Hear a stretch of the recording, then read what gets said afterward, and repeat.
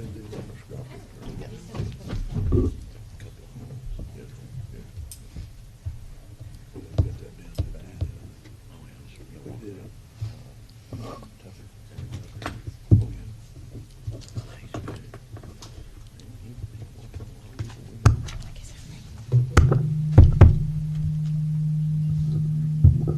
can turn mine off.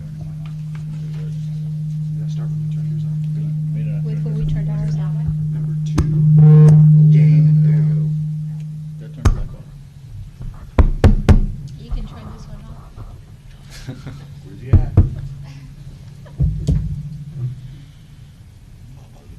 Mine's off.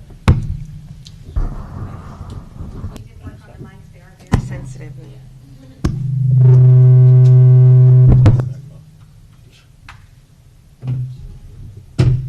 Is this one, when I turn this one on, it does on.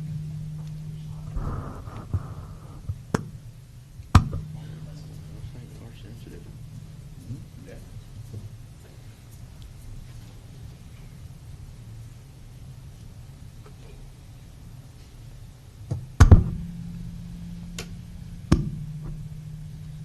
You're good. It's Is on. everyone on?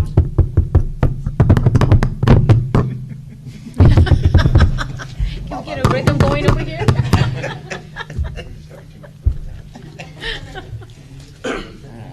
On 3, everybody. I know if you have a low note. There we go. We're at 7 o'clock. Call to order the regular meeting of the City Council of Rents Pass here in City Hall at 600 West Cleveland Boulevard here in Rents Pass, Texas, August 4th, 2014, 7 p.m. Stand up for the prayer, please. Lord, please bless us, watch over us, and thank you for another beautiful day. Give us the strength to make sure we do the things that is right and just for everybody. Bless our little ones that are running around, getting ready for school. And bless the elderly that are doing their best to have a good, healthy day. We also give thanks for all the visitors and newcomers that come and visit us throughout the week. And also give thanks for all the people that just care and have the time to grace us with their appearance today. Amen.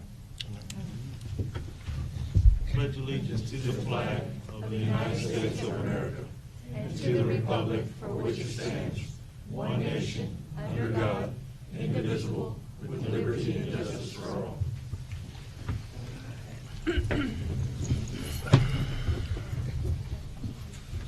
So we're going to go to item number 3, the consent agenda.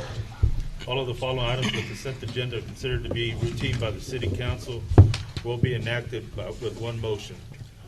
There will be no separate discussion of this items unless the council member so requests. If the discussion is desired, the item will be removed from the consent agenda and will be considered separately. We have items A, B, C, D, and E. Make a motion that we approve the consent agenda. Second. All in favor, say aye. Aye. Aye.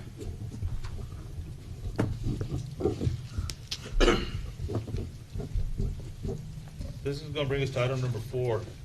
We have a presentation to Mr. Dick Amon for his services to the residents of Rents Pass and managing the supervisory control and data acquisition SCADA system. I'd like to present the certificate to him. If you would please stand up. Mayor and Council, I don't know if you're aware, but our lift stations and our water plants have what's called a SCADA system, and it's a very technologically advanced system that the city Sorry that I have to quit at this time, but medical reasons, I just, longer help you out. Well, I do appreciate the time you have helped us and everything you've done. It's hard to step into, but we do appreciate it. Well, I've enjoyed doing what we do. Thank you again. Thank you again. Thank you, Mr. Amon.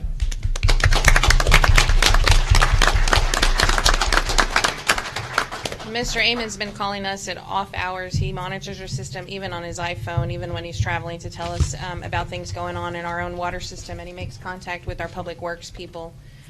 We are going to take over management of that system and do some upgrades along all of our lift stations and water sewer pieces, so that we have a better better operation, smoother operation, and we're not reacting, we're being proactive. So Mr. Amon's been helping us be proactive, but it was just him. And he was doing a couple of other municipalities as well. So thank you, Mr. Amon, for your time. Thank you. Thank you. This will bring us to item number 5, consider an act on water conservation drought contingency items A, B, and B. Excuse me.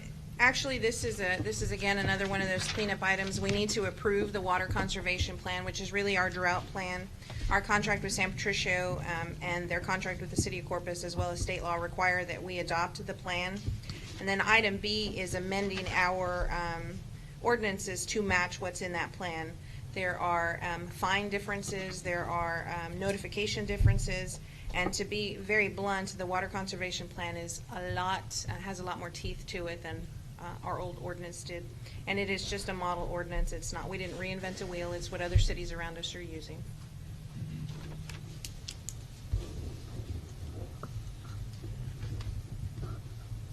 Sylvia, I have one question. I know it says, like, for example, condition 2, and it said the hours between 6 a.m. and 8 p.m. It should be 6 a.m. and 8 a.m. That's what the ordinance is currently on the books. Says, But obviously, different businesses, before it's named. okay, I was just making sure that we weren't watering at the heat of the day. No, our current ordinance says we're supposed to water during the heat of the day, but Wow. Okay. I was concerned.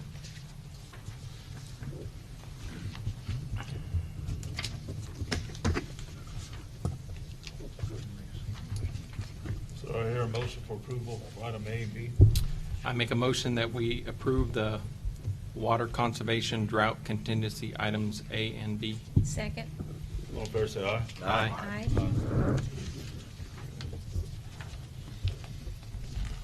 This brings us to item number 6, consider an act on accepting a bid for harbor services for approving a contractor to complete demolition and subsequent, can't say the word, cleanup of the Comrade Harbor. Do a good Um, job. Mayor and Council, this is part of the bond money. This is one of the cleanup projects to get the harbor down to bare minimum so that we can start not only the marketing but also the master plan of what's really going to happen down at the harbor.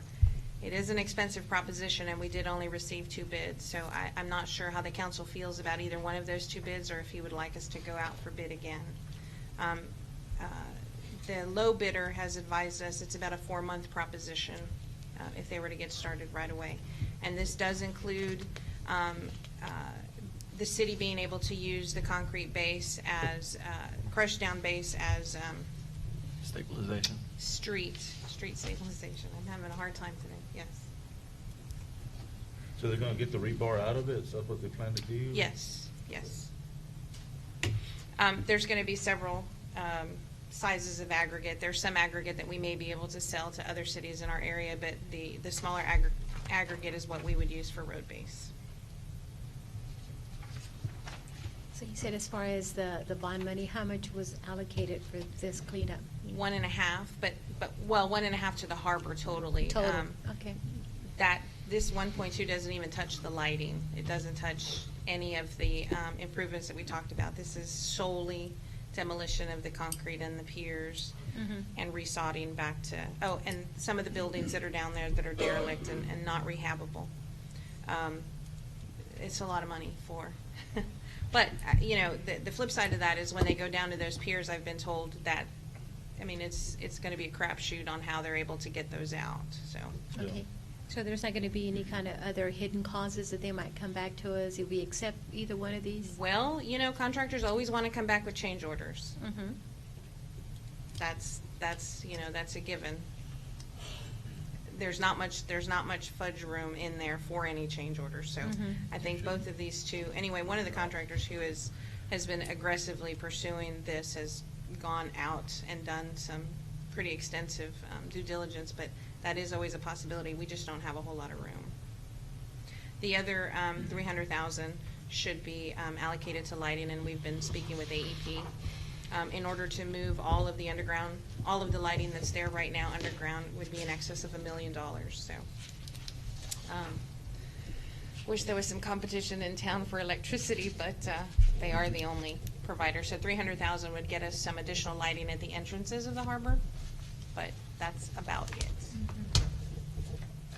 So who's gonna be overseeing whoever gets the bid for accountability? It would have to be Public Works. It would have to be somebody from staff. This is not a project that's overseen by either one of our engineers. We just, But specifically, is it gonna be Paul, is it gonna be James, who's it gonna be? it would have to be Paul. Be Paul. It would have to be Paul in conjunction with Earl.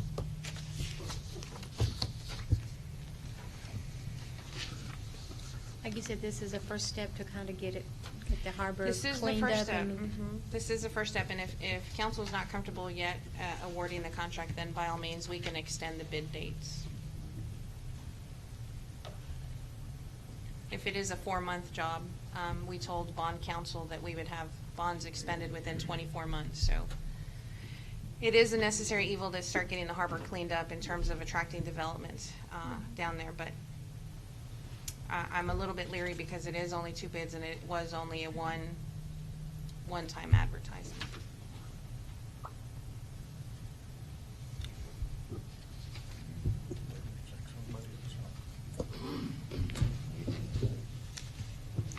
so what is your recommendation?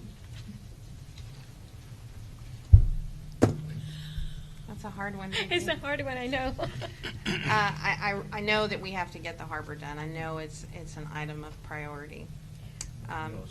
We can either start now or start later. And I think the price is gonna go up. Over time, as it goes by. I guess my only fear that I have is coming back for more additional funds that if we're already real tight, that's, Mhm. I don't know if we can set some money aside for that, you know, in our budget that we have, just in case. For, In case they come back and say, well, you know, this didn't cover everything we're gonna need, you know, like change order, gonna need a little bit more.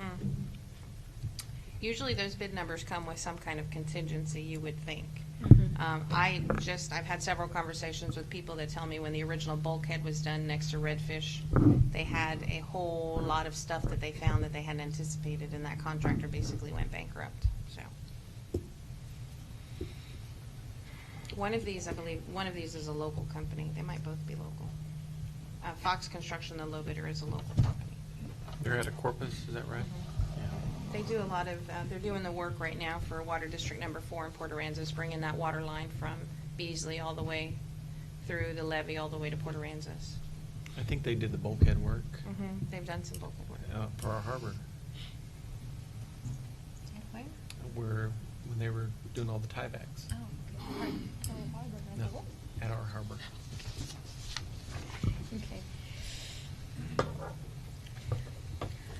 Well, I would say I would make a motion, if we're ready for that, here I am jumping ahead, Let's see. to award the bid to J.J. Fox Construction for $1,200,000. I'll second that motion. All in favor, say aye. Aye. Aye. Any opposed?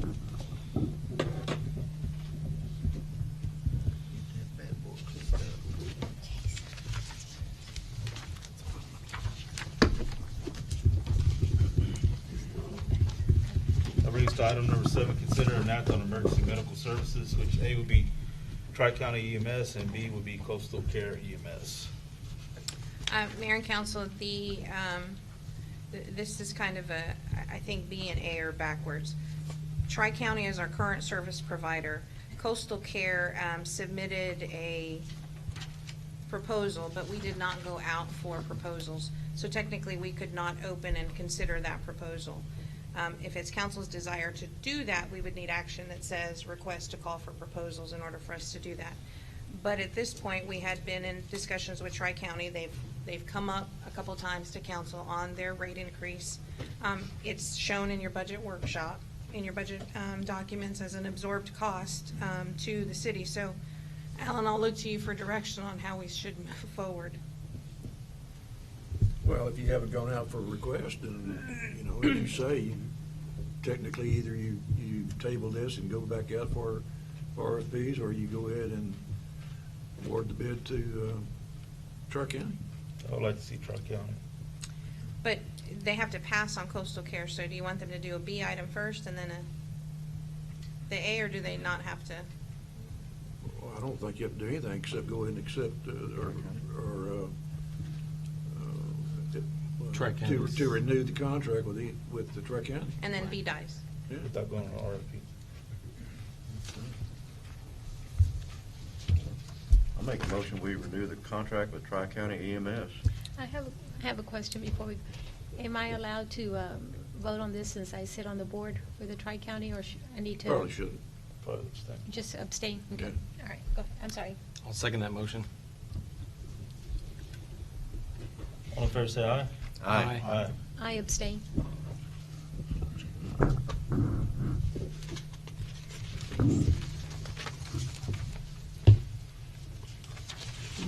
This brings us to item number 8, consider an act on rescheduling the regular meeting of the Rams Pass City Council from Monday, the August 18th to August 25th for the budget public hearing purposes.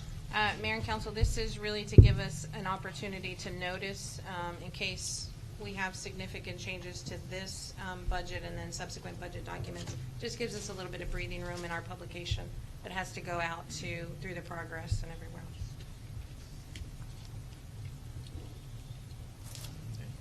Well, I make a motion that we reschedule the regular meeting of the Aransas Pass City Council from Monday, August 18th to Monday, August 25th, 2014. Second. All in favor, say aye. Aye. Aye.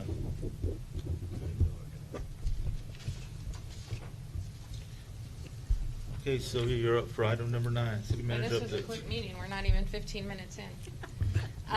Two updates. Animal control. I did let the council know that we were going to meet with National Humane Society on the 6th. They've had a scheduling conflict, so we're not going to be meeting with them. We will conference call in. We did have a consultant in. We've made vast strides in getting our paperwork together. We've completed our background check of the initial applicants. Only one didn't pass the screening. There was only 4, correct? There's only 4 actual applicants. One didn't pass the screening. The issue with animal control, again, still remains. We don't have a whole lot of outside agencies that have offered assistance or have room or facilities. I did learn from Dr. McGinnis that with our prior staff, our local vet with our prior staff, she did have a program going at one time. They had a falling out. The program had dissolved, and so we're working with her to restart a rabies program and possibly a spay or neuter program. We do have 2 ladies in animal control who are absolutely excellent, know what they're doing, know how to administer, know how to clean, know how to keep track, and know what the consequences are when they're not doing those things. But, that still leaves us to the point where we are today on adopting out. We've not heard back from San Patricio, from the animal rescue folks. We had a meeting with them. We've not heard back. You will see an amendment to the current ordinance on the next council meeting that's actually beefing up not only the cruelty portion of our ordinance, but also given our animal control officer citation authority, and they will be moved under ERIC. And so the animal control ordinance will have a better bite, no pun intended, but the ability to issue a citation and pay the fine right then and there, or surrender the animal or quarantine the animal, those kinds of things, which our current ordinance right now is kind of loosey-goosey and makes it difficult. We had tossed around, and you're going to see in the budget, the personnel cost is obviously the most expensive in any business. We did toss around the possibility of amending the TMRS contribution to 1.5 to 1 from the current 2 to 1 or even 1 to 1. That's something council will still consider. I'm going to be a very, very bad guy to my staff if I recommend that, but 2 to 1 is getting to be very, very, very expensive. And our city is not the only one looking at that contribution rate. There are very few cities, very few private businesses who contribute at that rate, and that's one of the perks of working in the private sector. And the comment used to be, well, if you work in the private sector, you make more money than you do in the public sector. Not necessarily true by today's standards. The other amendment to the personnel policy is the chain of command. I have a lot of folks going around that. We do have a grievance procedure. We do have procedures in place that, let's just say, aren't being followed. And so they need a little more beefing up so that we have ramifications and repercussions when folks choose not to do that and go directly to the media or go other places. Vicki asked about the movie night. We did have about 50 people at the last movie night. It wasn't as greatly attended as I would have liked. I know it's hot. I know the mosquitoes. It does take staff time and effort, and a lot of it is on a voluntold basis for the staff that's on call. I want to give props to Brooke and Mr. Keller as we were out there trying to set up the movie screen. Brooke was tossed around like a rag doll, and I think James almost hurt his back, and God knows what happened to my knees. But we're going to get this movie thing going if it kills us. I don't know how else to get it better. I mean, we advertised on all of our social media sites, and we did put flyers out this year, and the chamber helped us with their portable sign. So I don't know if it's a matter of maybe it's just the time of the year, it's too hot, or Time change and cooler weather is going to make all the difference. we're looking at a spot down at the harbor for perhaps a boat-in movie at some point in time. So just exploring all of our options with that newfound equipment. That's what I have.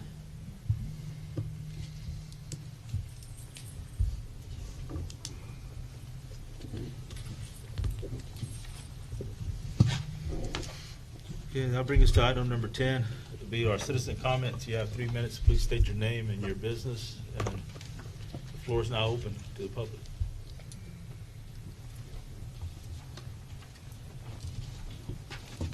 Steve Knight, Tri-County EMS. I would like to take this opportunity to thank y'all for the confidence you've placed in Tri-County EMS. We consider it an honor and a privilege to serve the citizens here.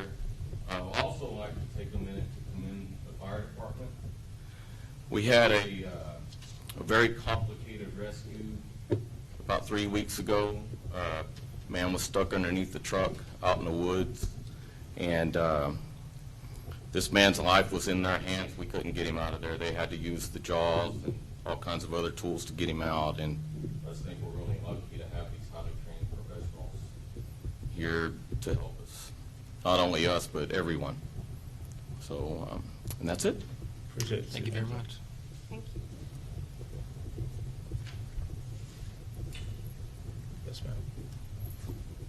Hello, my name is Shayla. I have never attended anything like this in my life, but I'm here because I wanted to speak with the mayor. I came in earlier, or later last week, excuse me, and I had questions about the building and the facility of the Child Protective Services and Texas Human Services Department, and who represented those buildings, if it was a state or a county entity that represented, and who watched over those facilities, due to the fact that while I was in the Child Protective Service, that affiliation, I found wires on the floor, I found drawers hung out, other things of that nature which are dangerous to children. I've also been in a current situation to where I do not feel as though the workers that are there are doing their job appropriately, and it makes me nervous for the children of all the whole community and any parents when they're trying to seek problem solving and to correct issues that are going on that's in the community. And then I also had a concern as to why an independent affiliation or business was attached to state affiliations. I mean, I can understand if you're going to connect your Child Protective and Texas Human Services. Not truly, I don't understand that, but I see that in a small town, maybe there's reasonable cause. But I did not, and still do not understand why an independent business would be attached to that. And that's where it gets confusing too, when you want to complain about the building site and the workers that work inside. Where do you go for that complaint? Because you've got a city independent owned business connect to a Texas association. So That's a good question. What business is attached to where? right here in this building, it's straight down. I'm not familiar with this community at all, so I can't tell you. But it's a blue and white business sign, and it seems like it might be an Martin service or something of that nature. And I don't, and it's kind of in the corner, I know that with my son, I was at the Texas Human Services Department trying to get clarification on a reward letter that I had received that had double names, and it was just very confusing and ambiguous to myself. So in that process, I had been there a long time, and then the next thing I knew, well, my son was in the car, and that was a very negative situation, but I was definitely there problem solving. But then CPS came out of a door, and I didn't even know that CPS was even connected. Not that it would have changed the facts or the events that took place, because it wouldn't have. But I didn't know because the names were on two different sides, I guess. I never even knew that that was the Child Protective Services building. And then I saw the other building, the other business attached on the same side as the Texas Human Services Department. Because so it's very unclear to parents like me or just the community as to what that affiliation and what that building site is truly used for and where to go when you need to gain some more knowledge because you don't have it, or when you need to file a complaint. No, I'm lost on that one myself. Which building is she talking about? Those are not city facilities. Yeah, that's Nor state. are those city That's state, offices. right? Those are Yeah. state and county offices. So she would have to complain to Sinton? Sinton? Yes. Yep. Yeah, and that is another thing that I recognize too, is that but a lot of these counties seem to coincide and interact with each other. Like, say, presently, I have a BAS case with my son, which I'm not even quite sure, they've skipped like steps 1 through 10. And the thing is that I've had over 14 people representing Child Protective Services contact me, and they're from all over in these counties, and it gets very confusing when you're speaking of one child.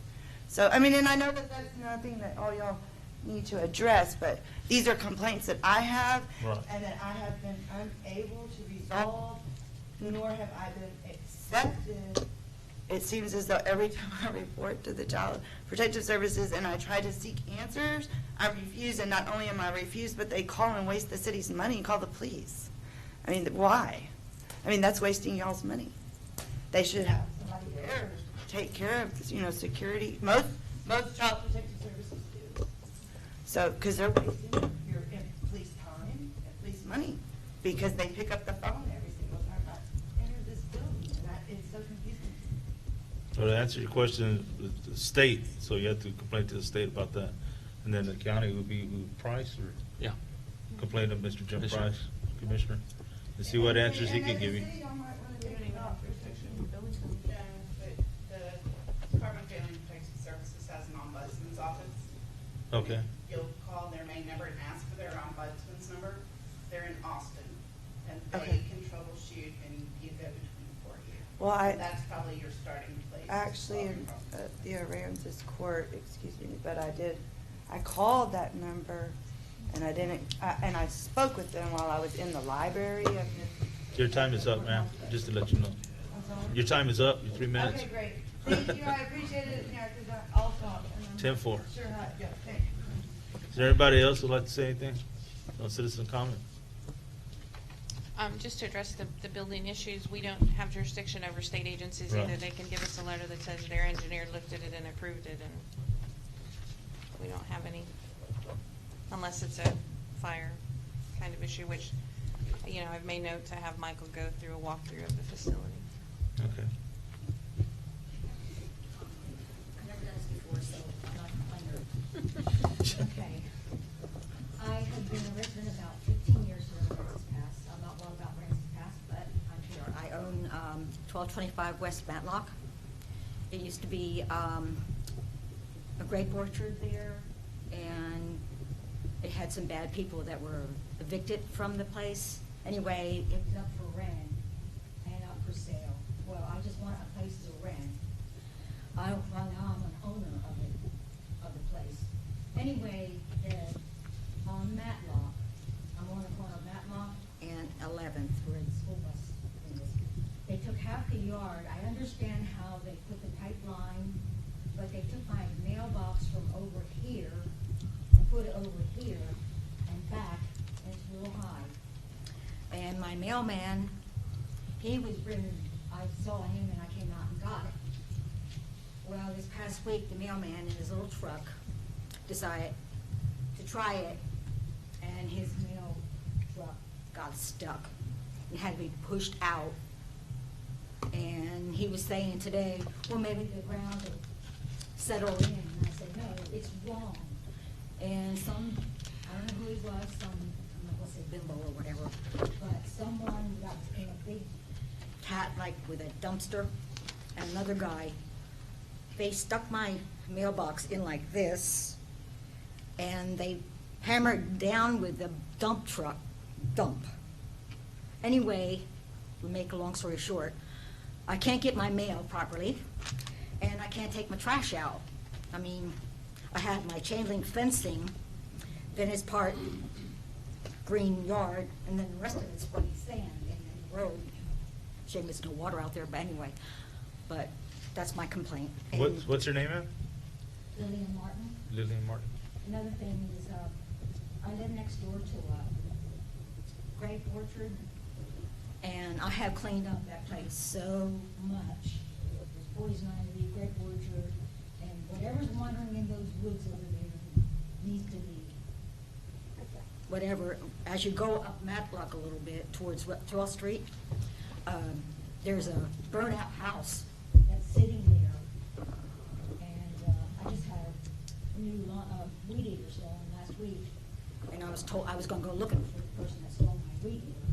Anyway, they didn't trust me, but I had to go around another way, and I was told to stay away from there. But there's a lot of drug issues and stuff going on. I mean, Matlock is like a drag strip. It's a mess, druggies and whatever. Anyway, I don't know what else to say, so thanks for listening to me. Thank you, Ms. Martin. As far as the water line install, that was a third-party contractor, and Johnny's in the audience, so he's on it. I have a phone number, I'll send it to you. Is there anybody else who'd like to make a citizen comment? Speak to peace? No? If that's the case, then I consider citizen comments are closed. And now bring us to adjourn our meeting. I make a motion, we adjourn. Second. All in favor, say aye. Aye. Now we can start our workshop. Yeah. Oh, I didn't hear you.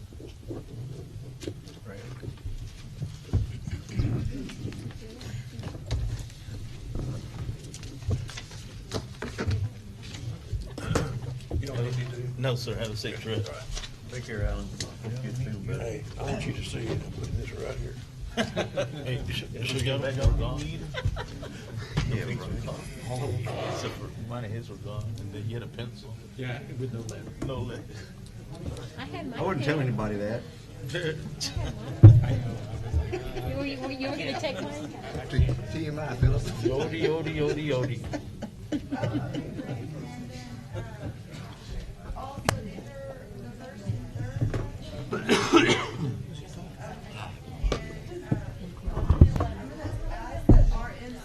Eric has 5.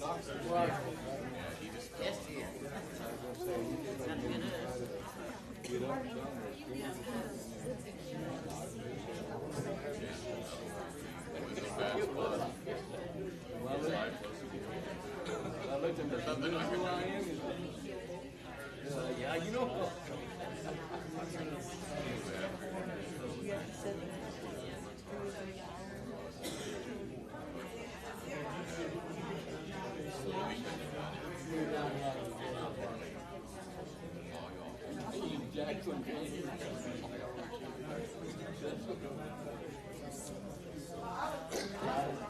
seen them, but I really didn't know that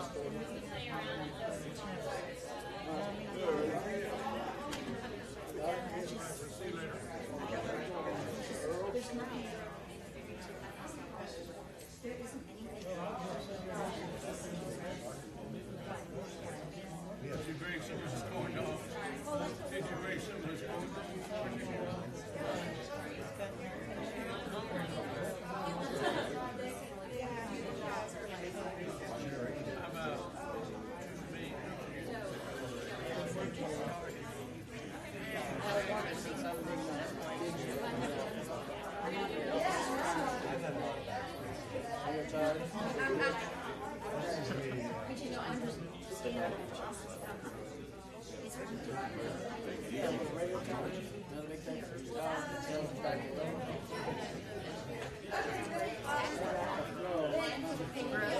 And then Simpson is the headquarters of all.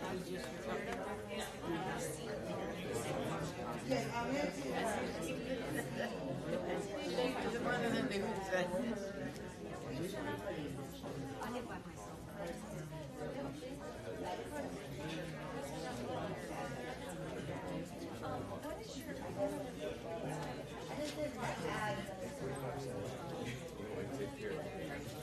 Thank you.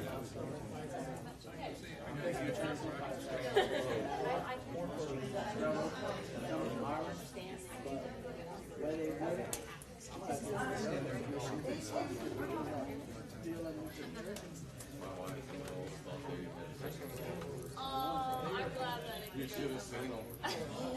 They built it out of railroad ties. I'm glad. Really happy. No, it's no problem. I just didn't want to throw it away. So Oh, no, no.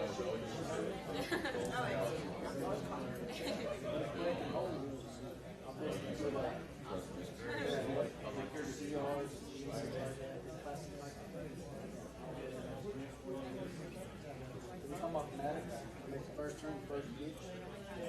That's one of the kits. The other ones are just kits on the other. And I had no idea. Like, like a bag of seed in one of them. Yeah, like 218s, one cross.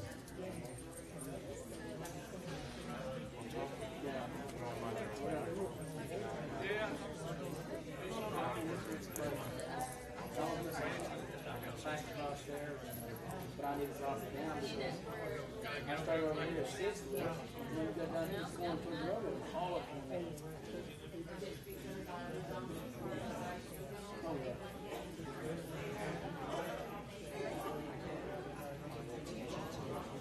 And then I pulled out a trailer like 12 inches of that. Oh, I remember that clean.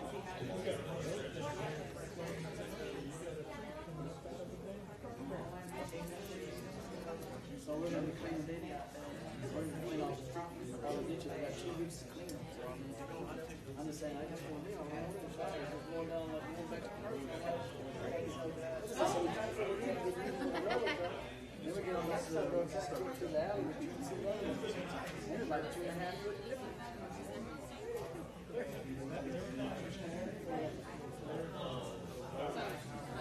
I thought my machine was off. Is it a positive?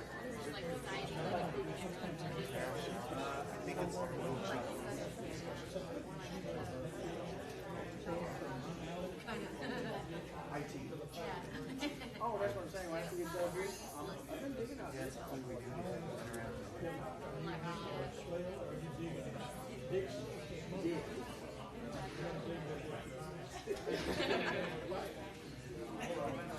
Oh, we back to where you're going. Look, Gordon on there. Yeah.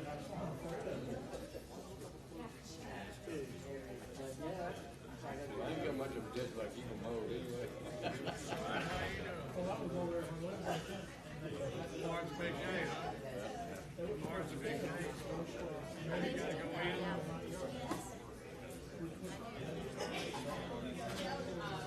Now.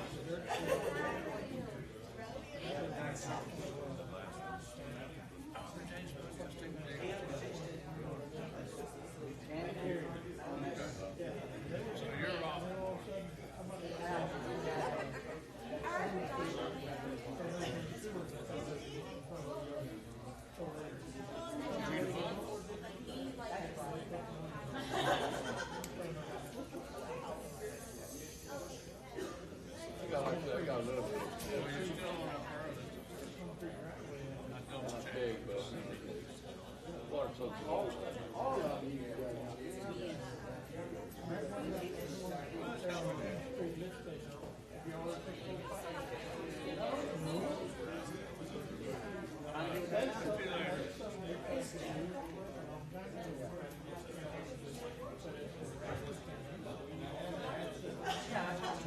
They want Burns and Bridge.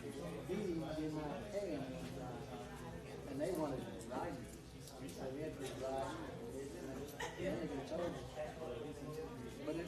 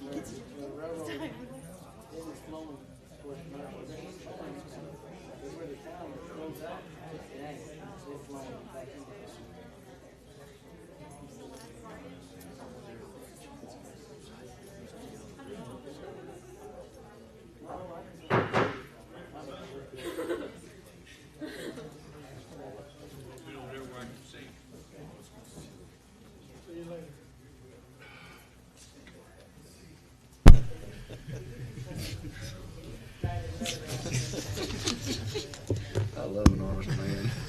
True stories.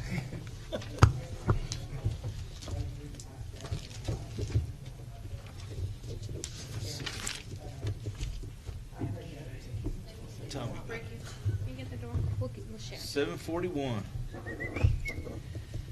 Well, Mayor and Council, what you have in front of you is our first pass at this budget. Actually, it's the first pass you're going to see. We have gone over it as staff probably more than 30 times over. We reached for the stars and somehow landed still on our behinds, but this is a starting point. I'm going to tell you the first thing you're going to see right off the bat is there's a shortfall of about $234,000. Revenues to expenses. We have revenues totaling $15.6 million, and we have expenses totaling $15.8 million. And these departments are already as lean as they can get. However, I will tell you that there's a line item right here, and I'll maximize this for the audience to see it. There's a line item there called capital expenses, and it's called equipment. That's an annual payment of $272,000 for 7 years. That is equipment that we sorely, sorely, sorely need. It's equipment to maintain our drainage ways. It's equipment to maintain our streets. We borrow a lot of our stuff from Ingleside. And as we're growing and our streets need attention, it's necessary to own our own equipment. Our fleet, we've done a fleet inventory, and this includes 20 vehicles bought on the Houston Council of Governments site for $15,000 or some very minimal amount. And it also includes monies to keep our, I said streets and drainage already, but these are pieces of equipment that we have gone for a long time without. And people wonder why our streets are in the condition they're in, or why our drainage ways look the way they do, or why we're not doing it fast enough, or why. Well, consider that we either have to rent it or borrow it. Mostly we borrow, but then if something happens and it's broken, we're stuck making a payment of a repair, even though we didn't necessarily cause the underlying damage. We did choose to fund it over 7 years. Most of these pieces of equipment have a 10-year lifespan. When I got here, you guys had purchased vehicles on a 20-year bond note. Obviously, those vehicles weren't going to live to see 20 years. A lot of our vehicles don't have air conditioning. A lot of our vehicles don't have proper brakes. I mean, there are serious, serious safety concerns. This does include, we do have a payment from the San Patricio Drainage District of about $85,000 Part of this equipment is financed from that payment, a jetter, a backhoe, an excavator, and a sweeper for just drainage projects that would keep us from flooding. I mean, right now, with small flood events, we've upgraded our pumps on Euclid and all the other areas. But, you know, it's very difficult to try to go jet an area when water's using it, but we really needed it for wastewater, and it's, you know, over at one of the drainage canals at Pelican or one of the other areas. It's very, very, very difficult to keep up borrowing equipment from one another and, you know, begging from Peter and giving it to Paul. The fire truck is included in there. The $1.50 fee that is on the utility bill will finance a new fire truck. I wish I could tell you that this budget included additional firemen, because in the beginning it did, but our shortfall, if Eric got the police assistance that he needed, fire got what they needed, and the rest of the staff stood down and just got equipment, our shortfall was close to $1 million. And I'll just tell you, the biggest shortfall is in the aquatic center. Proposed budget is $558,000. The revenues, that's assuming we don't have a cool year like we did this year, are only $287,000. So the aquatic center, it is a big draw to the city, but again, I would highly encourage us to really look toward a third party managing that facility that could turn a profit over the city and perhaps manage it better than we are. We're going to put some money into marketing this year, probably $10,000, but that marketing won't bear fruit until the end, nearing the end of this budget year into the next. And then at that point, we're looking at Schlitterbahn, we're looking at Hurricane Alley doing aggressive marketing as well. So it is a little bit different demographic, but still that first year that piqued my interest in the sales that'll be running will take some of our people from the aquatic center over the bridge. And then coupled, if you recall, the study said it's not mostly our locals using our aquatic center anyway, it's outside people. Our water sewer, it does include an increase in the minimum monthly bill for the residential customers, $5. For the commercial customers, $7.50. Our water and sewer rates are the lowest in the area. Our sewer rates especially. Our sewer rates are based on a portion of our water usage. And it's a disproportionate portion because our wastewater treatment plant really needs some help. If I were to take into account everything the sewer treatment plant needed, we're looking at about a $20 million repair bill that we've been kind of inching along. We took some of the savings from the bond sale you guys had previously, dumped about $100,000, $150,000 before it was all said and done. And this year, there's also some additional bond monies going in to do some upgrades and some, I'm not going to call them repairs, improvements, let's just say. Property taxes are up. We're up about $200,000 in valuations over last year. But some of our other things, we are making money on the sanitation fund finally. That's our Republic Services contract negotiations. And our hotel motel taxes are not expected to be high, even though we're full because of the hotel that's down. The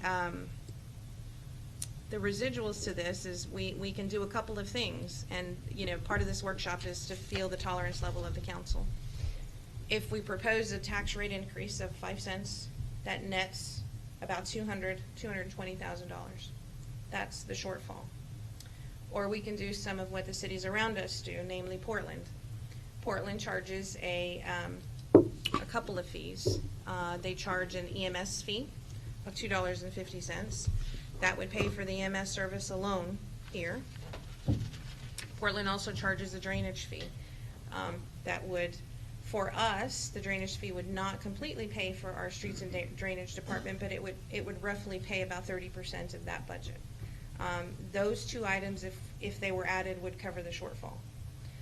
That is not anything fluff and stuff into the budgets. That is even taken into account, we're going to have a bunch of new equipment in the parks that'll need to be maintained.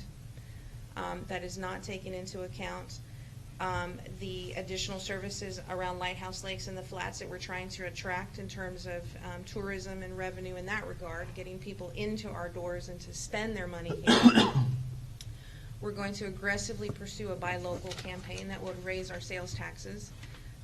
But again, those go into Crime Board, and Crime Board gives almost every dime back to PD. The MDD funds the Civic Center, and no transfer to the Aquatic Center anymore, even though that was the original. We are going to be talking to the MDD in the coming weeks, and perhaps can garner $50,000 or $75,000 from them in order to help offset some of the Aquatic Center operating costs. But that's where we stand today. It's pretty lean. We've gathered as many efficiencies inside as we can. I would tell you that I could give up staff if I really believed that. There's going to be some staff reassignments. There have been staff reassignments. Like I'm telling you, Eric's taking over animal control. Parks has been separated out. But I'd be lying if I told you we were overstaffed by any proportion. What about Coastal Bend Foundation? Can they help out with the parks and stuff as far as funding? Coastal Bend Foundation usually gives us a one-time grant, and that's included in miscellaneous revenue. We got 2 grants from them last year. One was $15,000, I believe. The other was about $10,000. Not any big amounts. And then the library budget, you'll see, is very lean because we've been talking to the library board about going to overbid and going to the Coastal Bend, and they have about $90,000 in a little slush fund that they've put away, and that library needs a lot of improvement. So this year, the librarian and the library board are both on one accord that they're going to tap into that $90,000 and not come to the general fund to do that. So that's a plus. Embedded also in this is municipal court had asked for a warrant officer. That warrant officer has been removed. That's not going to sit well, I know, with Ron, but that is what it is. We don't have the additional luxuries for any additional staff. Eric is actually giving up a detective position in order to balance the budget, despite the crime board's increased funding to patrol, to PD. And our water sewer, we had a discussion today with the housing authority and a lot of our other customers on a daily basis about disputes in their bill. We pay San Patricio over $1.3 million for water. So when people dispute their bills that, you know, they didn't have the leak, they didn't either, we still have to pay for the water. And that's a reality. So we're taking a little bit harder stance than was taken perhaps, and a lot of people are used to having their bills waived. So what we're doing is we put it in suspense and look over a period of months. But if they correct the leak immediately and it doesn't show up over a series of 5 months, we end up forgiving an amount. San Patricio doesn't forgive that amount from us. And so an aggressive, you know, don't waste our water campaign. And then as we go into phase 2, water usage is going to drop. And so our revenues are going to be expected to drop in both the water and sewer fund. So it's a dim, I know I'm giving you a pretty grim outlook right now, but it's, you know, we're on the cusp. We've been, I think Donna said it, we've been acting poor. We've been, you know, our thinking has been poor. Annexation, you know, Johnny's here, is pushing him on where are we with that. There are 2 things that are killing us. We're trying to spread the same burden over the same surface area that we've been for the last several years. That surface area needs to expand. We cannot keep doing what we're doing. And then our industrial districts. You know, you can see from, I don't know if you can see it in this one, our industrial districts gather less than, where am I? Less than $130,000, a little over $130,000. That is ridiculous when some of those properties are in the millions of dollars. Mm-hmm. That is a drop in the bucket to what is proportionate to what they should be paying, not only in real taxes, but in equipment and things that's on the property. If we could negotiate our interlocals with those industrial districts, which I think most of them are up this year, I would venture to say you would see several $100,000 into the general fund influx if things were done appropriately. And annexation, I know Johnny will touch on that, but we'll see the fruits of that next year. And it's hard to tell the staff, just be patient, it's coming, it's coming. They did get a raise. We did do a little bit better with the insurance in terms of what we pay for them. But at some point, if we don't start seeing some of what I think we're going to start seeing, we really are going to have to look at a TMRS contribution and then also some of our operations. If we're not going to be looking at a tax rate increase or the fees within the services themselves that should pay for themselves, like an EMS fee or a drainage fee. So, how many more radio meters need to go in?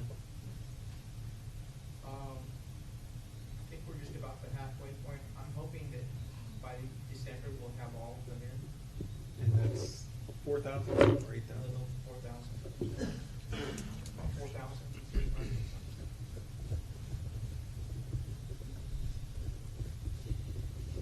That one's a double-edged sword. Water usage could get to the infinite, and we know people are using a lot less. That's not what our water audit shows. It shows we lose a lot of water because what we bill for and what we receive, that number is pretty significant. With our older meters, they're actually getting more water than they're paying. Sure. Bless you. And a lot of customers have complained because their rates have gone up. within the years. Absolutely. You know, and they don't understand, we're using the same amount of water. So we try to explain to them, you know, you weren't being billed for all the water. I think we calculated over a 30-year period, it was something like $10 million in water that was not billed for. So I will open it up to any questions. I just don't don't be so sad. It'll be okay. We'll get leaner if we need to. You'll see this year you'll see your sheet's a little cleaner. Last year it was kind of crazy. Well, we did have 19 or 20 extra accounts that were very difficult to balance and bouncing out there. Yeah, it's much nicer this year. It's a lot simpler. Donna and I Much nicer. didn't have to spend as much time. Maybe 2 hours less. Just pushed and consolidated and worked and worked.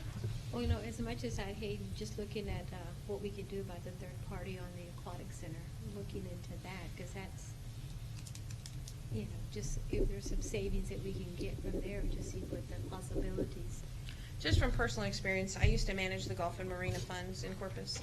The golf fund always lost money, and the marina fund barely made any money. The marina fund, they unleashed the superintendent on his own to do aggressive marketing, and he was able to do the one-on-one as opposed to them coming to City Hall. He very skilled person, astute business person. He was able to turn that marina around, go after grants and things like that. The golf was not. The Golf Pro was not as sharp, let's say, and so they outsourced the golf fund to a third party.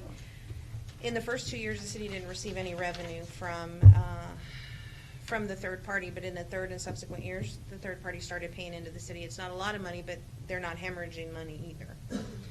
And that's, you know, as much as I know that's a gem for our city, I think about what the loss, that revenue loss could pay for. It could pay for the 3 firemen that we need. It could pay for the additional PD. It could pay for, you know, the list goes on and on and on what it could pay for. It's either that or, you know, we have got to figure out a way to bring the salaries cost down. Mm-hmm. We've got to fund 14 lifeguards there just to meet minimum standards. 14 lifeguards doesn't sound like a lot when they're working half-time, but you have to remember we have to pay Social Security taxes and everything else into them. And so, you know, that's the aquatic center budget for salaries alone is $273,000. By the time you add the loaded contribution rate, I'm at $326,000 in salaries.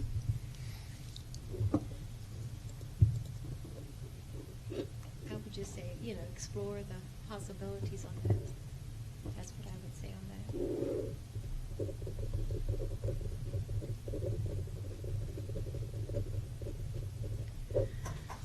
And I know that we're all looking to expand our water lines and stuff. I'd like to make sure that Mr. Keller gets everything he needs to do that in-house to keep the cost down as much as possible. I'll show you what our That would save us a whole bunch of money. and that's right. Our equipment needs. I'm going to make that really big, and I hope you guys can. I can see that one better over there. You know, it's $300,000 for fleet. It's $565,000 for drainage. $736,000 for what I'm calling streets. That's maintainers, that's skidsters, that's Vector trucks, that's jetters, that's backhoes, that's excavators, right-of-way tractors, that's, you know, trench shoring equipment, pumps, you know, things that we've gone without for a long time. And he'll tell you, You know, sending folks into the hole without the proper shoring equipment is not the smartest thing to do, and yet Not here. we've been doing it. So, you know, getting them the proper safety equipment, getting them what they need to do their job on a daily basis. I know I told you guys it's a funny story, but I had one of the staffers in Public Works tell me that they used to have to tie their wrench to their wrist because they were only allocated a certain number of wrenches, and when there was a water break, the force of the water would take the wrench, and so, you know, they'd have to bring their own wrenches.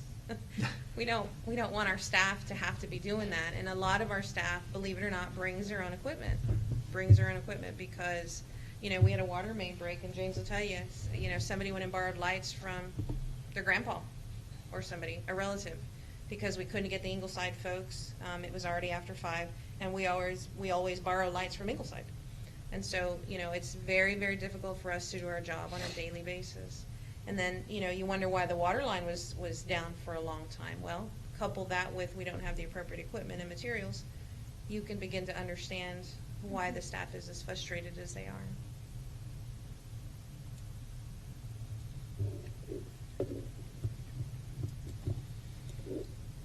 So at this point, I mean, I'd like to take the council, I'd like to get a sense from the council. Do you want us to pursue a tax rate increase, which, like I said, 5 cents would net us about $220,000. The same amount of fees on the utility bills would net about the same amount. No other fluff and stuff, and we can try to be as lean and mean as we need to be.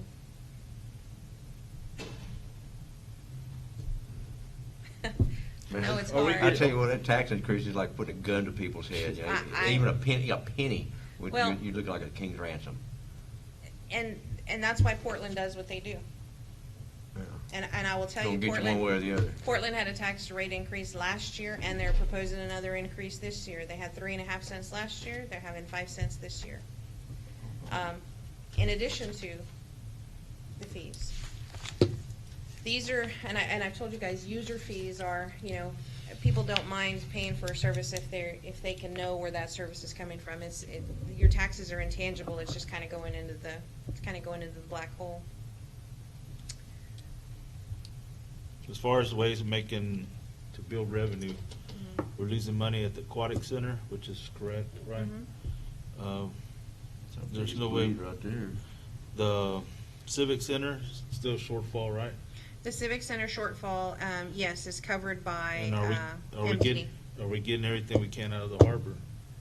Actually, no. I would tell you it's right now. Our lease rates are not where they need to be because the buildings aren't where they need to be. And so when you ask somebody to come in and lease the building and Right. invest into that, I have a gentleman who, you know, potentially is looking at a building down there where the martial arts place is. The harbor's actually breaking even right now. It's breaking even assuming that we don't have any other big JBS environmental kind of catastrophes down there. But it's not bringing in a whole lot of money into the general fund. What would it cost us to buy the floating docks? Refund that money so we could start leasing those Oh, spots out? the slips? Mhm. Well, you build parks and recreation like $750,000 for that tree of slips, and so you're 3 years into it. So amortize that over still $500,000. $500,000, but that's Andy Goldblum is left, but we can certainly pursue that with the new administration. I've been telling our people who want to come lease that we are not going to be leasing slips for marina spaces anymore unless there is a really good profit sharing with the city, because you're not knocking Handsome Sailor. He's doing bang up business with the slips that he's got down there, but we're not seeing any of that revenue. His rental rate is absolutely nothing. And we're still paying for his maintenance too, right? No. We're not doing that No. anymore. So, you know, unless it's going to be, you know, 60-40, 50-50, something like that, then, you know, we should be in the marina business. And how we build those slips, again, is going after aggressively going after grants and things Well, I'm like just that. saying that the slips that are sitting down there are vacant, and there is a line waiting. We can make $80,000 off those slips on an average of $350 a slip. And that's low. What are we waiting for? Well, we told the state that we would use them for transient docks. We just have to buy that. the docks, what they would cost.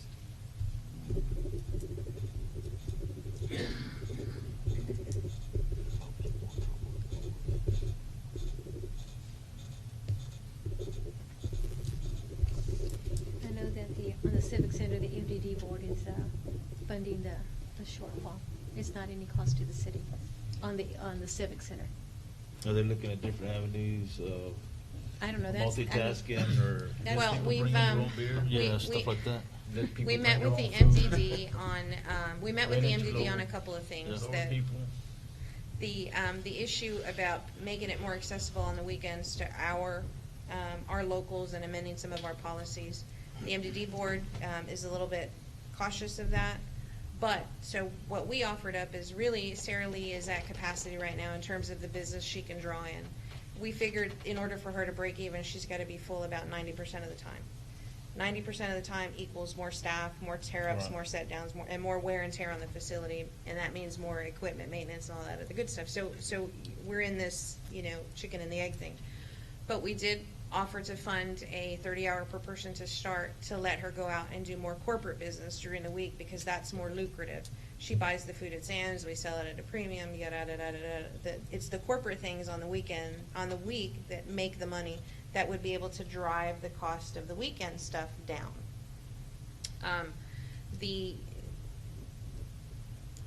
That's included in here, that initial, and you'll see transfer from the MDD is 221, but the actual shortfall is expected to be about 250,000, and that's that additional person that we would absorb until we start seeing that, person start making a difference, and then the MDD is willing to fund that.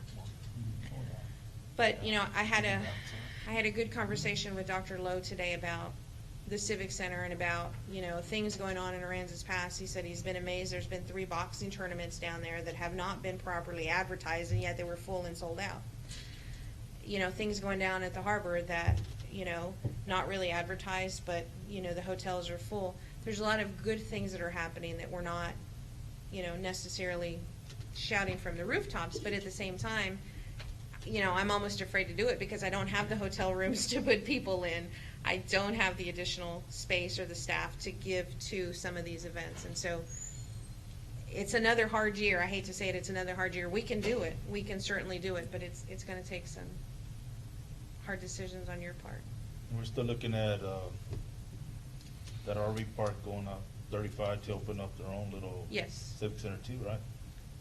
In Rockport, yes. Right. Actually, it's a civic center along the beach in Rockport. He's talking about Southern Oaks. That's the one I was. Not sure. All I've been telling the hotels that want to come with a banquet space is that we would be reticent or not necessarily ready to give them any abatements if they're going to put in something that would take from our civic center. I mean, the other option is you let them take over the bonds and pay. Those are the kinds of discussions we need to have, because we're going to encourage something that's going to take from, something else. We'd find somebody like that. We're really in discussions about offering this property next door that the MDD had slated for parking free to a hotel if they want to come build a hotel there with a skywalk over to the Civic Center. That's a discussion that we need to have in honest and actual, because that's prime property. And if we don't get a head start on marketing that and making that available, even if we do it for free or $1, to get that, not just a hotel motel, but to get people to use our facility, stay here, spend the sales tax,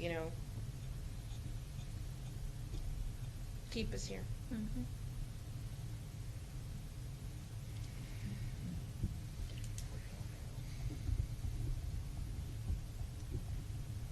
I would say rather than the property taxes, looking at the fees. At the fees. That would amount to a $2.50 EMS fee, which would basically cover EMS services completely. Is that And tacked onto the water bill, or? Yes, it would be tacked onto the utility bill. And a drainage fee of between $2.50 and $3 that would end up paying for, if we don't use it in operations, it would end up paying for the capital, the equipment in. Would that $2.50 for the drainage fee, would that be just for purchases of equipment and upkeep? purpose of the Drainage Utility Fund is to finance needed drainage system improvements throughout, such as curb, gutter, associated storm inlet reconstruction as part of any major street maintenance and improvement program. So, I mean, it wouldn't be the higher personnel.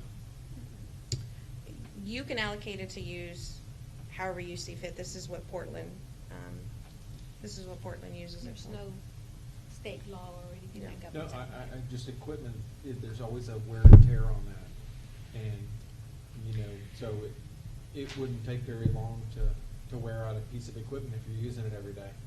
And I think our residents, I mean, we did have a pushback, a little bit of the fire fee, which Portland also charges. But when they see that new fire truck rolling down the street and they can take pride, and that's what my $1.50 pays for, it's different than a nickel on the property tax that again just goes into a black hole. I would like to see some firemen on the truck additional. That's, you know, That's what we're working toward. we split that atom. I mean, you know, poor Ricky, I think Ricky got tired of being in my office. He thought he was in trouble half the time every time I'd call him in there because we got, you know, when I first started, I said, I'm going to write, I did my dissertation on the fire department, for God's sake. I published at National APA on fire departments. I can do this.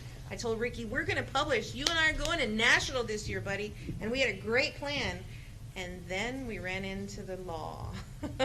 We couldn't do what we wanted to do, namely make our firemen salary, and then also part-time firemen, because Kyle and a couple of other cities have part-time firemen that require them to be full-time firemen somewhere else, right? And so we were going to market it as, you know, let AP help you with your mortgage payment, come work part-time with us kind of thing. Well, the rules changed a little bit, and you know, apparently too many cities were doing that, so National Commission on Fire Protection said they can't work more than 24 hours in a week. That's 2 12-hour shifts. We could still make that work.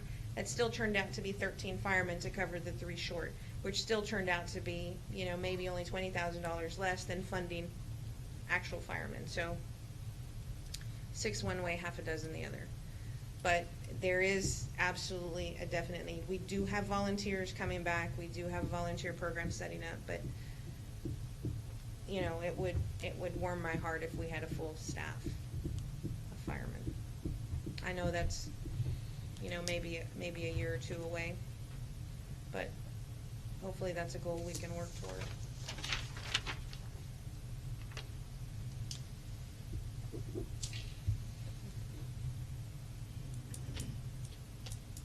The other thing on this budget is keeping Republic honest.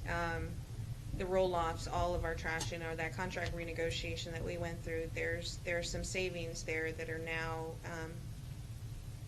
we didn't adjust the rate for our residents, so the city will now see the difference in that rate. Since the rate went down, the city will see the difference. And those are pretty big numbers along the way, but if you guys want us to pursue the fees as opposed to the tax rate, we can certainly do that and send out new revised worksheet. That'll balance the budget. That'll reduce that shortfall. Won't add anything to the lean, but we can make do. So if we look at, I'm gonna be the bad guy here.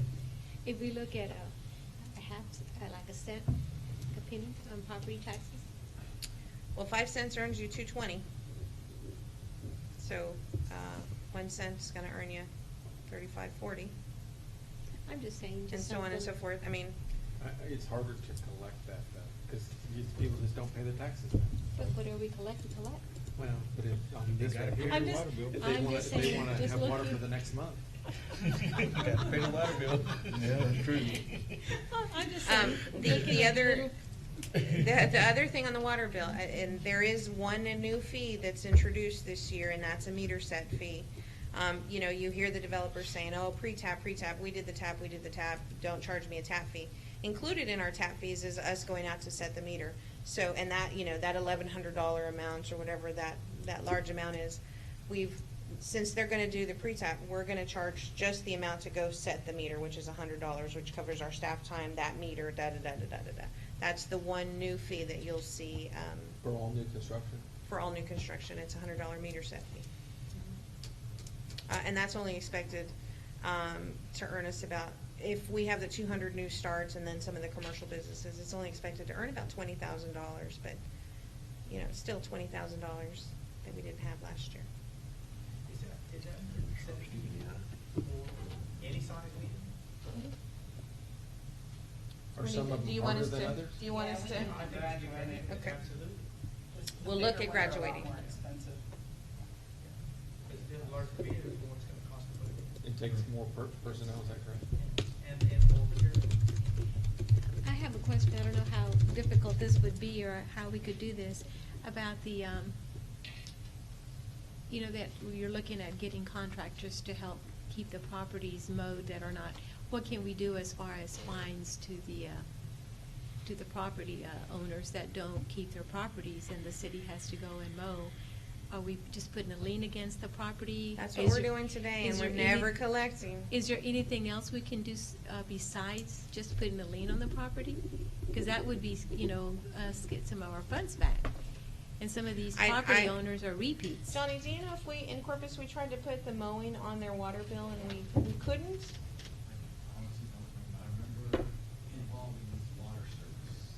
Yeah, we said if you don't, we can look, Because some of these properties don't have water. I mean, they're just empty properties, you know, that people really. Now, those you'd have to lean anyway, but, you know, we have a lot of properties that take time and effort to get people to mow. And so we expend staff time and resources to get out there, giving them notice, and then the notice itself, and the publication in the paper, and all that other good stuff. And then at the 11th hour, they mow. And yes, the purpose of code enforcement is compliance. I'm not even gonna steer away from that. It is compliance. But, you know, there's a ramification. I didn't go mow the parks that day because we were too busy on a code enforcement sweep. You know, that's the thing that's very, very hard for people to understand. Our littering fines, I want them to go state maximum because it's taking resources away from not just the beauty of our city, but, you know, our own staff and personal resources to go and clean that. Eric goes on his own time. I've gone on my own time, not as much as Eric, and not as much nearly as some of the volunteers that go out. But, you know, I go out and enjoy the fishing, and it just kills me. It kills me, all of the trash that folks just, you know, throw out. So can we look at that and kind of what we can do on those particular fees? That doesn't affect all the residents. It will No, it affect affects just the people using them. the people that are causing.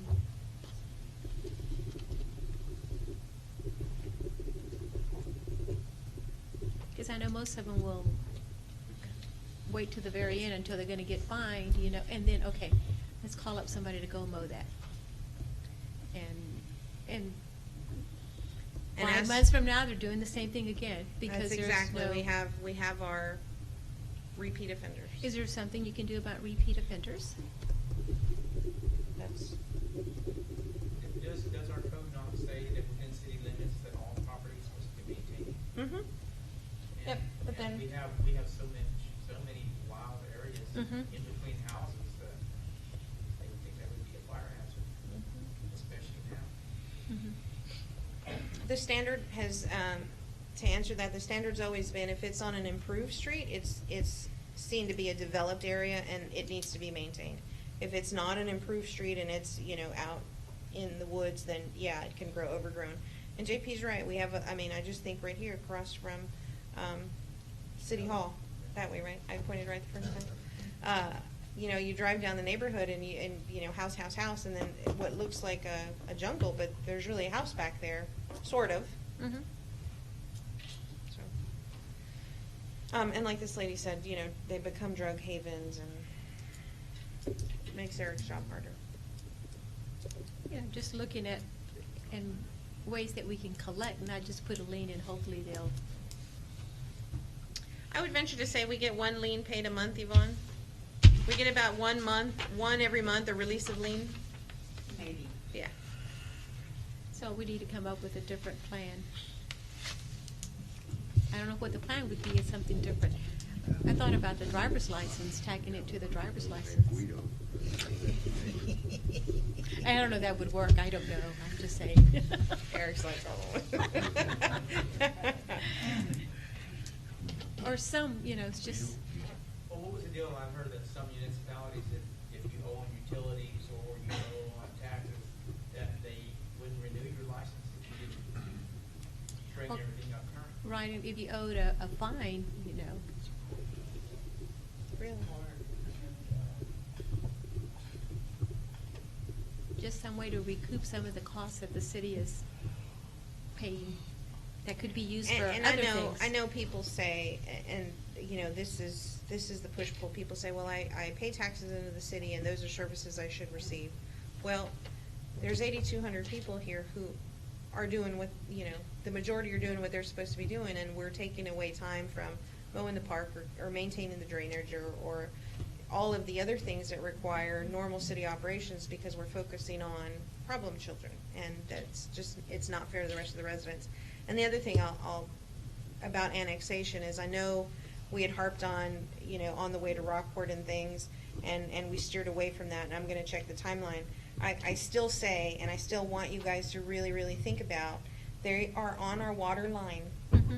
They are receiving services from us, and to be exempted from is not fair to the rest of the residents. That is my personal opinion, and they can crucify me for that if they want to, but it really is my opinion when folks are receiving services that the person right on the other side of the line is receiving, and they get to pay taxes and they don't, but the service is no different, because if you look at Jacoby and you look at some of those, the service is no different, and yet one pays higher than the other. Just food for thought. I know we ventured off the last time it was up for a vote.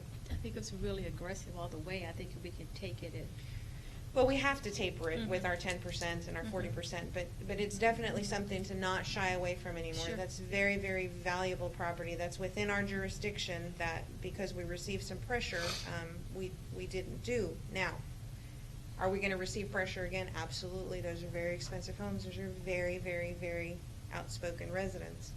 I can't even call them residents because they're, you know, not ours. No, they're But, Yankees, north of here. you know, we respond. If there's a fire, Ricky's responding, mutual aid with Rockport, and, you know, and we're usually first on the scene. Water lines out there, if sheriff departments calls Eric, Eric's gonna respond. So those city services, although they may say, well, I don't have those services, they're not, you know, first call. No, we typically are. We typically are. Hey, we can keep records of that and make sure. Yes. Good, you know what, good thought. Yep.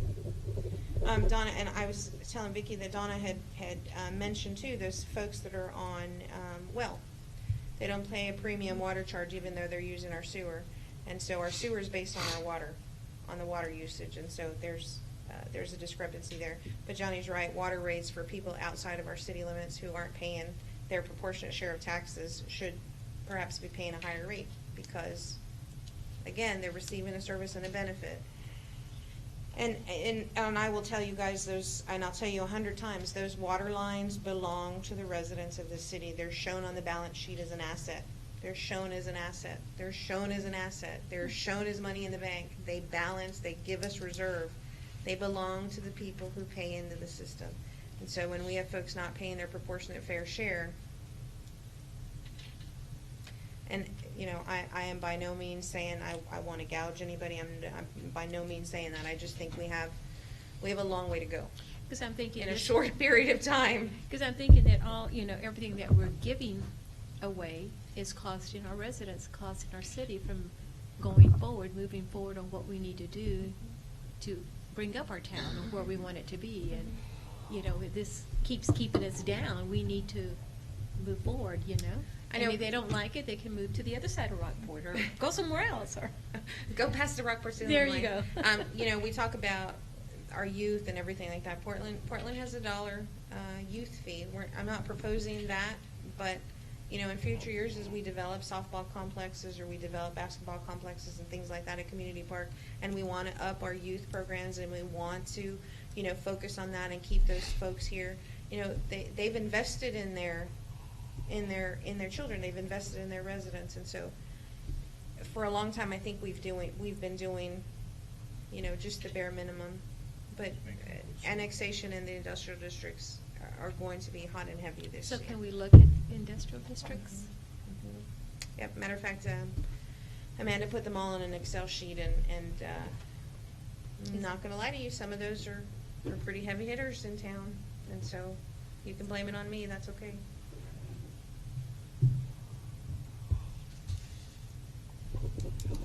do we have, because I think we had a problem identifying everyone that was out there. Oh. That's an understatement. That's an Okay, understatement. have we gotten that under control, or? No. I couldn't do anything like going there. And the way the contracts are written are extremely difficult. You've had subsequent entities take over properties And say they never knew it was industrial district, so they haven't been paying and. bad. Yeah. So are we addressing that? We're working on it. Okay. Well, yeah, just because you didn't know doesn't mean, it's not an excuse with the IRS, it's not gonna be an excuse with us. Anyway. Not knowing the law doesn't excuse you from being consequential. So that's where we stand. We will go back and take a look at the service fees if that's the desire of council, and bring you back a balanced budget. And at that point, it may very well be ready for adoption. But I can also email this spreadsheet to you that has every single detail that's in this. I want it. Okay. I wanted to. I'm gonna send it right now.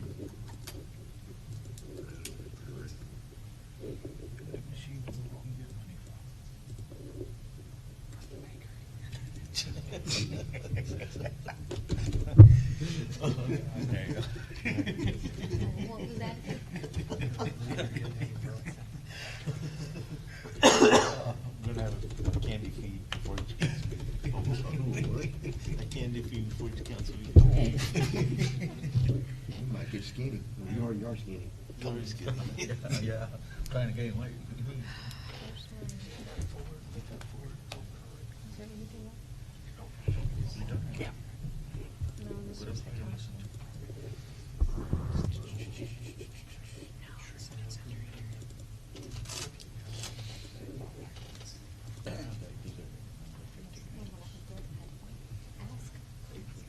So is there any question from the outside? We're pretty much tied up. Hey Sylvia, how many people pay property taxes? I mean, do we collect on? We have property taxes totaling, in the last year, 1.5, in the projection is 1.768. That's, okay, let me rephrase that. That's the M&O, the maintenance and operations part of the taxes. The other part that pays for debt is 1.748, so. No, I mean, like on the. Homeowners, How like- many homeowners are actually paying? Do we have any I delinquent? don't know the breakdown of homeowners, but the thing I saw from San Patricio County was something like 5,700 accounts, something like that. Is that in this sheet I have here? No, it was on the certification. I just happened to glance and noticed. Because what's in the worksheet I'm gonna send you is the effective tax rate. It's also a salary edit that has every salary you'll ever wanna think about, all of the miscellaneous revenues, and every single department expense account. Can you send us how many, what our collection rate is on taxes? It'll show you. It'll say delinquent and collectible, and the county always assumes a 95% collection rate. As a whole, Mhm. or just for the city of Aransas Pass? As a whole. The whole county? Is it? Well, they break out our piece. Okay. They break out our 95%. piece. Are you in that 95%? And, you know, and there's a line item that's delinquent. There's a line item there. And I will tell you, God bless Donna, because, you know, we're the only city that's got to deal with 3 counties. Okay, so most cities, this is what happens. You go to Nueces County, they give you your effective tax rate worksheet, you turn around and give it to the progress, they publish it, no big deal. She's got to do calculations. And if there's a discrepancy, I think we were pulling our hair over $4,000. Nobody cares about $4,000 in a $460 million total collection, but the state does. And so, you know, we're picking up the phone at 5 o'clock on a Friday, and the tax assessor wants nothing to do with us because we're crazy, but.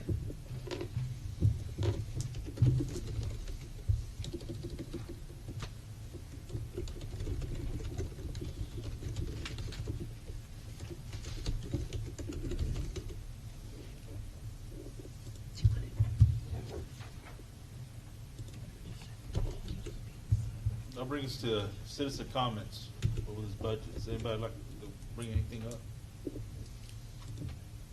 No? I had one question. Yes, sir. How do you council members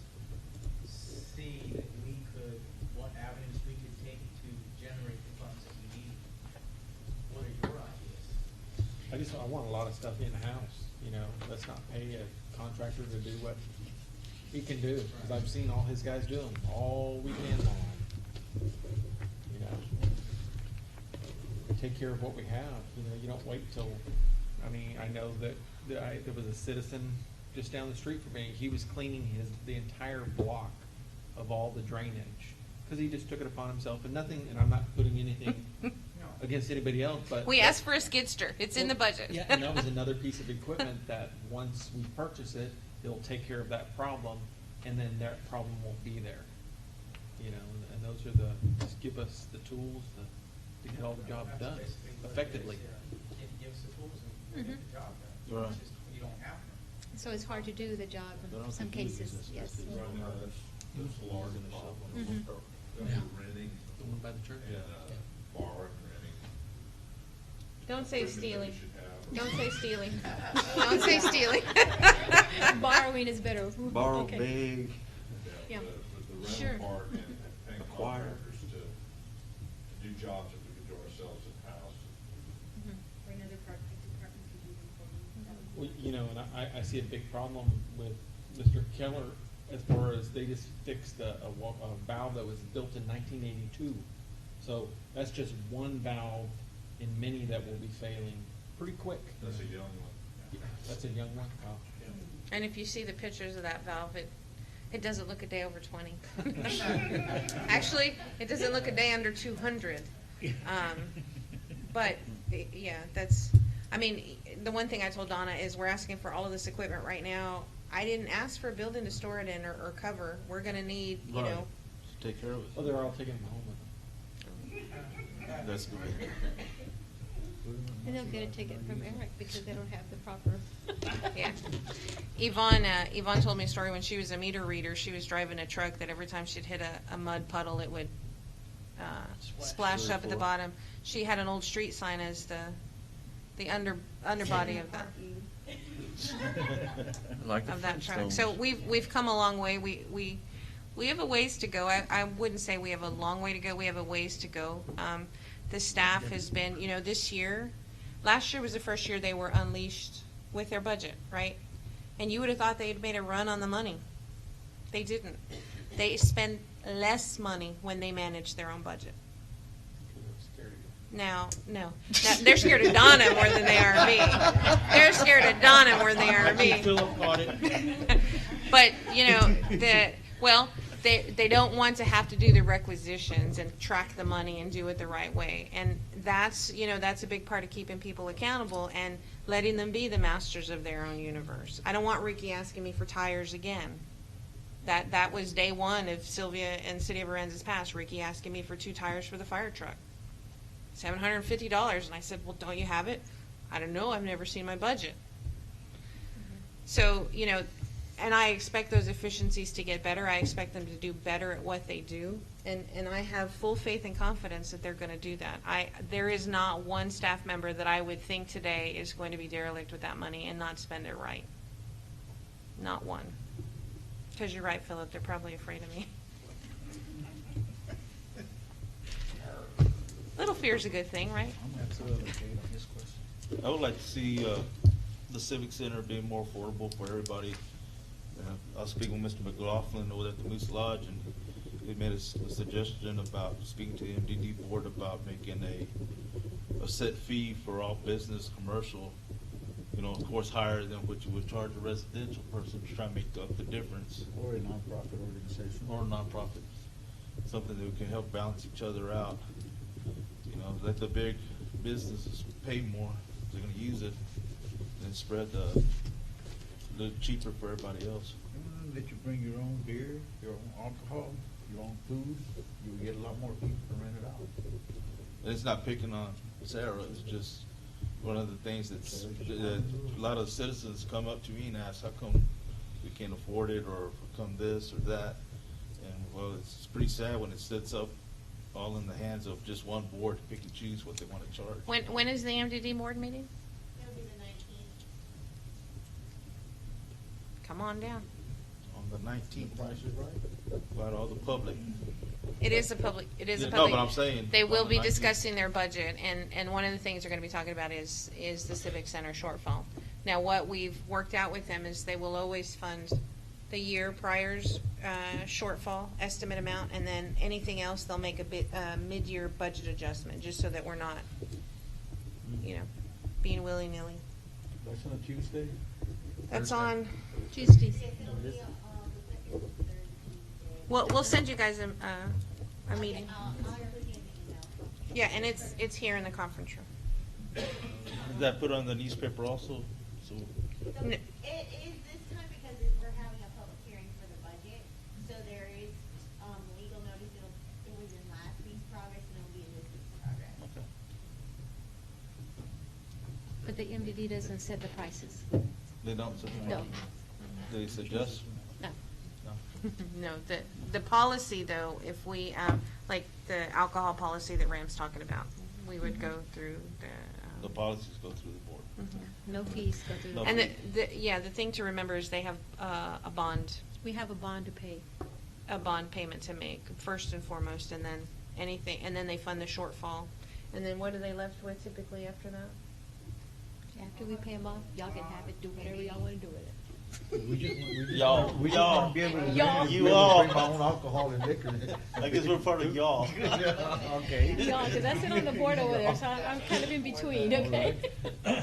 Anybody wants to be considered y'all can afford it later. Yeah, so by the time they make the bond payment and they fund the shortfall, they have about $100,000 left. Like, for And then instance, there at the this Civic past Center. year, they put about If I were to 30,000 walk in there. into take my own maintenance alcohol, and repairs. And then if I get drunk, will I be responsible for my actions after I leave? Or the place is still gonna be held responsible? No, where the place is held responsible is if they're serving the alcohol Mhm. and the employees you off. serving have not taken a TABC course. Then the location will be held responsible. Yeah. But I mean, technically, the location's liable no matter what. If we allow you to get so Yeah. inebriated Or in that if you- place, if you see don't him do leave. nothing about it. Okay, all right. So that's, I think But being so close to the PD should be easy. Down the block. I got it right. Get you. Somebody will give you a ride home. Might have blue lights, but somebody will give you a ride home. Go to the Moody Motel. Well, and that's the whole purpose for this additional person, so that she can go out and do the corporate sales during the 10-4. week to drive down, exactly what the Moose Lodge said, drive down those weekends. And Mr. Moose Lodge is on the MDD board, and that's what we talked Yeah. about, so that's why I brought it up, so. I'm glad it's at least making its way out. Yeah. I was kind of disappointed that not that many council people showed up for the Moose Lodge deal Friday. well, I didn't get off work till 7 o'clock. Well, it was on all night, so. Well, I don't stay up all night. They didn't start, The last time I deal with the Moose Lodge, they wanna beat me up, so. well, they didn't I'll go start, with Skittle can. they didn't start till 8 o'clock. Right. No, I mean, what brought to my attention was, I was there for Randus, Ingleside had their people, Ingleside on Bay had their people, and it just, to me, it was kind of, I felt bad. Not bad, but, it's just, they're here in Aransas and we don't support them. Right, well, like I told Amanda. Ricky was there, so I do appreciate Ricky being there. Like I told Amanda, Friday's it's a bad day for me at work. It's a late day for me. I can understand that with checks and everything. Well, it's other things, but yeah, and they're early in the morning and late, and no lunch this Friday, so it's just a rough day. Well, there's not any more questions or anything? 8:38, do I hear an adjournment of the meeting? I make a motion, we adjourn. I second. 8:38.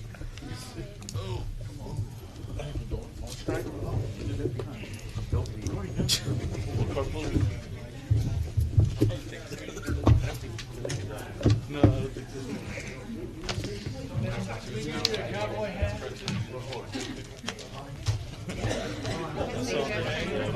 It was outside. I was gonna give him a hard time because I drove by and my kids just